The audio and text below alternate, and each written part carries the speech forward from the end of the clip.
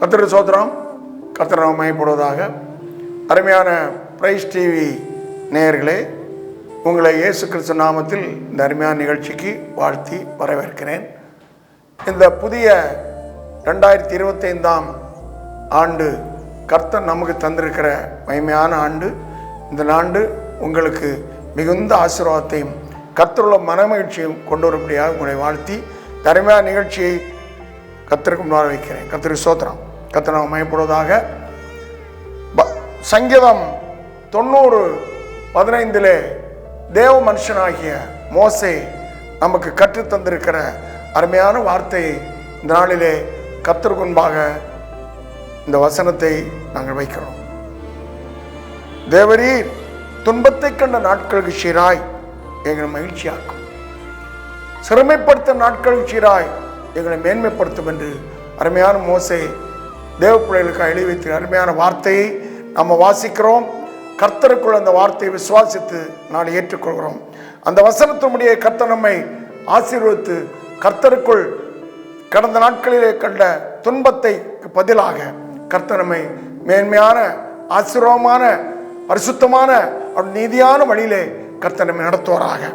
துன்பத்தை கண்ட நாட்கள். அருமையான தேவ பிள்ளைகளை, இந்த நிகழ்ச்சியை கேட்டுக்கொண்டிருக்கிற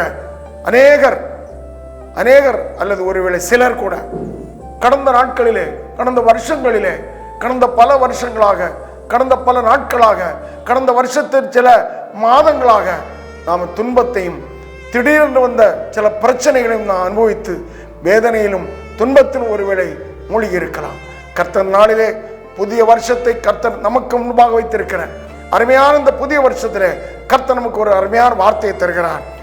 துன்பத்தை கண்ட நாட்களுக்கு சீராய் கர்த்தரை மகிழ்ச்சியாக்குவார்.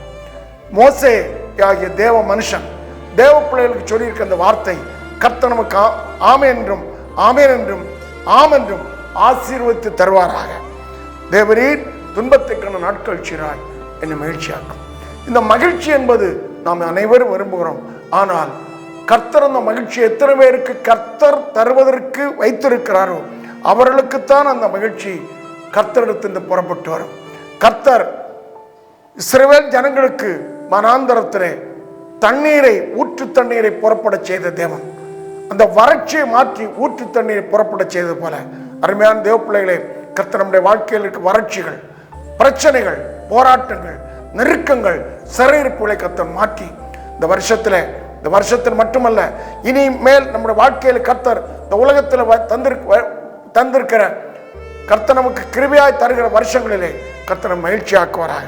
அதற்கு சில ஆதாரங்களை வேதத்திலிருந்து நாம் கற்றுக்கொள்வோம். ஒன்று, ஆதியாகமம் 17வது அதிகாரம் 1வது வசனத்திலே நாம் பார்க்கிறோம்.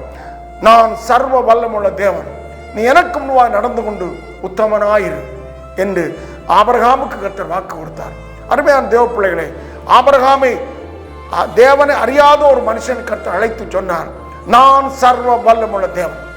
நாம் ஆராதிக்கிற தேவன் அவர் சர்வ வல்லமுள்ள தேவன். ஆனால் கர்த்தர் நம்மிடத்தில் சொல்லுகிறார், நான் உனக்கு சர்வ வல்லமுள்ள தேவனாய் இருக்க வேண்டுமானால் நீ எனக்கு முன்பாக நடந்து கொண்டு உத்தமனாயிரு.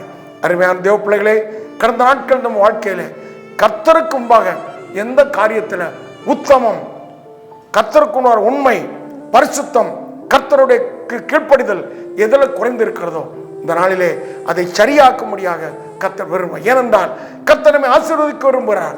இஸ்ரவேல் ஜனங்களை ஆசீர்வதிப்பதே தேவனுக்கு பிரியமானது. கர்த்தர் அதைத்தான் விரும்புகிறார். தேவ ஜனங்கள் கர்த்தருக்குள் ஆசீர்வாதமாக, மகிழ்ச்சியாக, சந்தோஷமாக, மன மகிழ்ச்சியாக வாழ வேண்டும் என்பதுதான் கர்த்தருடைய விருப்பம் என்பதை கண்டுகொள்கிறோம். அருமையான தேவனுடைய பிள்ளைகளே, ஆபிரகாமுக்கு சொன்னார், நீ எனக்கு உண்மை நடந்து கொண்டு உத்தமனாயிரு. அப்படி உத்தமமாய் நாம கர்த்தரை பற்றி கொள்ளும் போது கர்த்தர் நமக்கு ஒரு வார்த்தையை தருகிறார். 2 சாமுவேல் புஸ்தகத்தில் 23 அதிகாரத்தில் 1வது வசனம் சொல்லி இருக்குது, கர்த்தருக்குள் அவனை மேன்மையாய் அவன் உயர்த்தினார் என்று நாம் பார்க்கிறோம். அது மாத்திரமல்ல, ஆதியாகமம் 15வது அதிகாரம் 1வது வசனம் சொல்லி இருக்கிறது, நான் உனக்கு கேடகமும் மகா பெரிய பலனுமாய் இருக்கிறேன். அருமையான தேவனுடைய பிள்ளைகளே, ஆபிரகாம் கர்த்தருக்கு முன்பாக உத்தமமாய் ஜீவித்ததனால கர்த்தர் கொடுத்த வாக்கு தத்தமாகிய நான் உனக்கு பலனும் மகா பெரிய கேடகமாயிருக்கிறேன். அருமையான தேவனுடைய பிள்ளைகளே, இதை விட ஒரு தேவ மனுஷனுக்கு, உலகத்தில் வாழ்கிற ஒரு மனுஷனுக்கு இதை விட பெரிய ஆசீர்வாதம் தேவையே இல்லை. நான் உனக்கு கேடகமும் மகா பெரிய பலனுமாயிருக்கிறேன். கர்த்தர் நமக்கு பலனாயிருக்கும் போது இந்த உலகத்துல நாம் கர்த்தர்கள் ஆசீர்வதிக்கப்பட்ட சந்ததிகளாக நம்மை பார்க்கிற ஜனங்களுக்கு முன்பாக இவர்கள் தேவனுடைய சந்ததி, இவர்கள் கர்த்தரால் தெரிந்தெடுக்கப்பட்டவர்கள், இவர்கள் கர்த்தரால் பிரிக்கப்பட்டவர்கள் என்பதை மற்றவர்கள் அறிந்து கர்த்தரை மகிமைப்படுத்தும்படியாக கர்த்தர் மேன்மையாக உயர்த்துவராக. இரண்டாவது பார்க்கிறோம், 134 சங்கீதம் 2வது வசனத்தை சொல்லி இருக்கிறது, நான் உங்கள் கைகளை பரிசுத்த ஸ்தலத்துக்கு நேராக ஏறெடுத்து கர்த்தரை துதியுங்கள். அருமையான தேவனுடைய பிள்ளைகளே, கர்த்தர் நம்மை அழைத்திருக்கிறார், பிரித்தெடுத்திருக்கிறார். ஆபிரகாமை போல பிரித்தெடுத்து கர்த்தரை ஆராதிக்கும்படியாக கர்த்தர் பிரித்தெடுத்த தேவ பிள்ளைகளாகி நாம் கர்த்தருடைய பரிசுத்த ஸ்தலத்துக்கு நேராக நம்முடைய கண்களை ஏறெடுத்து கைகளை ஏறெடுத்து அவரை என்ன செய்ய வேண்டும்? சோத்தரிக்க வேண்டும்.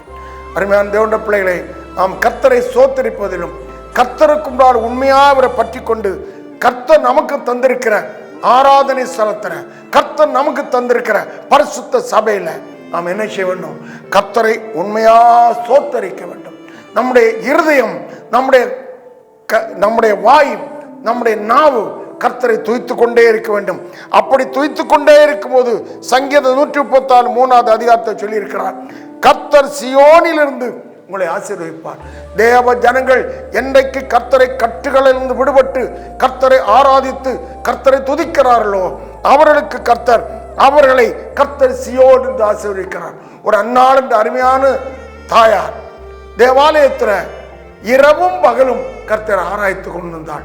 அருமையான தேவனுடைய பிள்ளைகளே, நாம் ஆராதனையில கர்த்தரை துதிக்கிறதுல தாவீதை போல எப்போது கர்த்தரை துதிக்கும், கர்த்தரை மகிமைப்படுத்தும் நாம் பிரித்தெடுக்கப்பட்ட சந்ததியாக ஜீவிப்போனால் கர்த்தர் நம்மை சியோனிலிருந்து ஆசீர்வதிப்பார். அருமையான தேவனுடைய பிள்ளைகளே, இந்த கடந்த நாட்களிலே ஒருவேளை இதில் எதில் குறைப்பட்டிருக்கிறோமோ, இந்த கர்த்தரை ஆராதிக்கிற தேவ ஜனங்கள் கர்த்தரை நமக்கு தந்திருக்கிற சபையிலே போகிறதுல குறைபட்டோ அல்லது அதை உதாசீனம் நினைத்திருந்தால் இந்த நாளிலே ஒரு தீர்மானம் எடுப்போம், கர்த்தரை நான் உத்தமமா ஆராதிப்பேன், கர்த்தரை எப்போது ஆராதிப்பேன், இடைவிடாமல் அந்நாளை போல ஆராதிப்பேன் என்று ஒரு தீர்மானம் எடுக்கும்போது கர்த்தர் சியோன் என்று நம்மை ஆசீர்வதிப்பார்.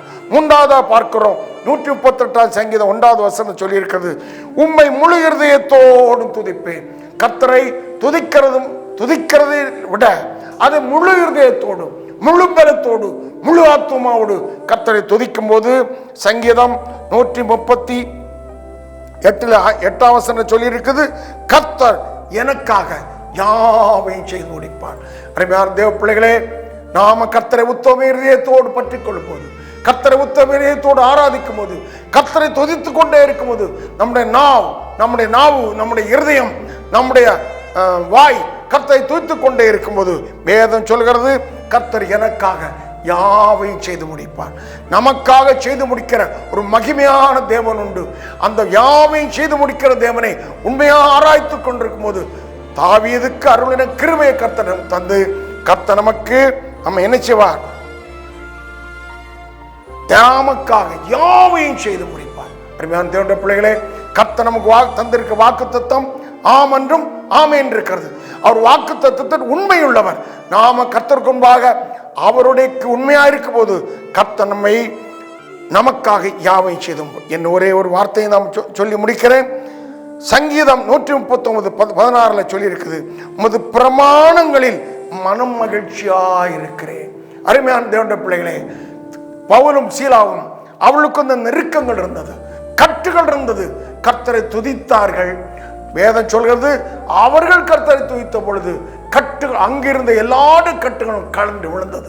அருமையான தேவனுடைய பிள்ளைகளே, நாம் ஒருவேளை ஏதோ துக்கத்தினாலும், ஏதோ ஒரு பிரச்சனையினாலும், ஏதோ ஒரு நோயினாலேயோ, ஏதோ ஒருவேளை நம்முடைய இயலாமையினாலும் இந்த பிரச்சனையினால் கட்டப்பட்டிருந்தால் இந்த நாளிலே கர்த்தருடைய வசனம் எனக்கும் உங்களுக்கு நான் கடந்து விடுகிறது. நாம பவுலை போல துதித்து பாடும் போது, கர்த்தரை ஆராதிக்கும் போது நம்முடைய கட்டுகள் எல்லாம் நம்மை விட்டு, நம்முடைய சிறை இருப்புகள் நம்மை விட்டு மாறும்.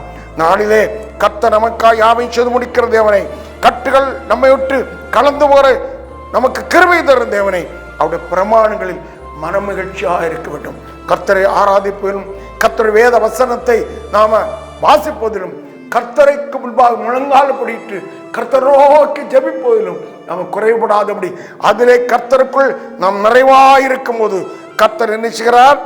நமக்கு நம்மை மேன்மையாய் உயர்த்துகிறார். அவருடைய பிரமாணங்கள் மனமகிழ்ச்சியா இருக்கும்போது, தாவீதை கர்த்தர் ஒரு ஆடு மேய்த்த தாவீதை அந்த ஆடு மேய்த்த மந்தையிலிருந்து பிரித்தெடுத்து வேதம் சொல்றது இன்பமான சங்கீதங்களை பாடும்படியாக கர்த்தர் மேன்மையாக உயர்த்தினார். அதே போல அருமையான தேவனுடைய பிள்ளைகளே, அவருடைய பிரமாணங்களில் மனமகிழ்ச்சியா இருக்கும்போது, அவரை ஆராதிக்கிறதுல மிகவும் சந்தோஷம் சமாதானத்தோடு உத்தமமா ஆராதிக்கும் போது கர்த்தர் நம்மை மேன்மையாக உயர்த்துவார். அருமையான நேயர்களே, நாளிலே கர்த்தர் நமக்கு தந்த சில வேத வசனத்தை சுருக்கமாக எனக்கு உங்களுக்கு கர்த்தர் தந்திருக்கிறார். ஒன்று, அவருக்கு உத்தமமாக இருக்க வேண்டும். 2, கர்த்தரை எப்போதும் துதிக்க வேண்டும். கர்த்தர் நமக்கு தந்த பரிசுத்த ஸ்தலத்தில் சென்று அதில் குறைவிடாதபடி ஆராதிக்க வேண்டும். முழு இதயத்தோடு ஆராதிக்க வேண்டும். பவுல் சீலாவை போல நடுராத்திரியிலும் எந்த நேரத்திலும் எந்த நெருக்கங்களிலும் கர்த்தரை ஆராதிக்க வேண்டும். அவருடைய பிரமாணங்களில் நம் மனமகிழ்ச்சியாக இருக்க வேண்டும். இந்த காரியத்தில் உண்மையாக இருக்கும்போது கர்த்தர் நமக்கு பலமும் மகா பெரிய கேடகமாயிருந்து சியோனில் கர்த்தரை ஆசீர்வதித்து நமக்காக யாவற்றையும் செய்து முடித்து நம்மை சூழ்ந்திருக்கிற உலக மாம்ச பிசாசின் கட்டுகளை வேறறுத்து கர்த்தர் நமக்காக மேன்மையா இந்த உலகத்தில் கர்த்தர் உயர்த்துவார். அருமையான தேவனுடைய பிள்ளைகளே, உங்களையும் என்னையும் கர்த்தரை ஆராதிக்க தேவ பிள்ளைகளே, இந்த உலகத்துல மற்ற ஜனங்களுக்கு முன்பாக சில பேர் ஜனங்களை இன்றைக்கு மேன்மையாக வைத்திருக்கிற தேவன் நம்மையும் எல்லா கண்களுக்கு முன்பாக யோசேப்பை உயர்த்துற தேவன். யோசேப்பு எந்த இடத்துல வெட்கப்பட்டு போறானோ அதே இடத்துல மேன்மையாக உயர்த்தப்பட்டு அந்த தேசத்தின் அதிபதியாக்குற தேவன் நம்மையும் கர்த்தர் நாளிலே கர்த்தர் ஆராதிக்கிற பிள்ளைகளா நாங்கள் நம்மை துன்பத்தை கண்ட நாட்களுக்கு செய்றார். இந்த வருஷத்துல இனி வரப்போற வருஷத்துல கர்த்தர் மகிழ்ச்சியாக்குவாராக, கர்த்தர் மேன்மையாக உயர்த்துவாராக, கர்த்தருக்குள் மகிழ்ச்சியா ஜீவிக்க, கர்த்தருக்குள் சந்தோஷமா ஜீவிக்க, நம்மை காண்கிற ஜனங்களுக்கு முன்பாக நம்முடைய முகம், நம்முடைய வாழ்க்கை, நம்முடைய வீடு, நம்முடைய குடும்பம் கர்த்தருடைய சந்தோஷமா இருக்கும்படியாக கர்த்தரை ஆசீர்வதிப்பாராக. அதை பார்க்க அநேக ஜனங்கள் நம்ம மூலமாக இந்த புதிய வருஷத்துல இனி வரப்போற வருஷத்துல கர்த்தரை ஏற்றுக்கொண்டு கர்த்தரை ஆராதிக்கிற ஜனங்களாக கர்த்தரை மாற்றுவாராக. அதற்காக கர்த்தரை அப்படி ஆசீர்வதிப்பாராக. கர்த்தர்கள் மேன்மையாக உயர்த்துவாராக. துன்பத்தை கண்ட நாட்கள் சிறாய் கர்த்தரை மகிழ்ச்சியாக்கி கர்த்தரை ஆசீர்வதிப்பாராக. அருமையான நேயர்களுக்கு இந்த மகிமையான வார்த்தை சந்தோஷம் சமாதானமாக ஆசீர்வாதமாக ஒரு பனியை போல உங்கள் குடும்பத்தில், ஒரு தனிநபர் வாழ்க்கையில், ஒரு சபையில், உங்களுடைய குடும்பத்தில், உங்களுடைய வீடுகளில் கர்த்தர் அந்த பனியை போல இறங்கி மகிமையாக இவங்களை உயர்த்தி துன்பத்தை கண்ட நாட்கள் செய்கிறாய் கர்த்தர் மகிழ்ச்சி ஆக்குவாராக. கர்த்தர் தாமே இந்த வார்த்தையின்படி உங்களையும் உங்களுடைய குடும்பங்களையும் கர்த்தர் ஆசீர்வதித்து மேன்மைப்படுத்துவாராக, மகிழ்ச்சி ஆக்குவாராக என்று கூறி இந்த வார்த்தை முடிக்கிறேன். கர்த்தர் ஸ்தோத்திரம். அல்லேலூயா.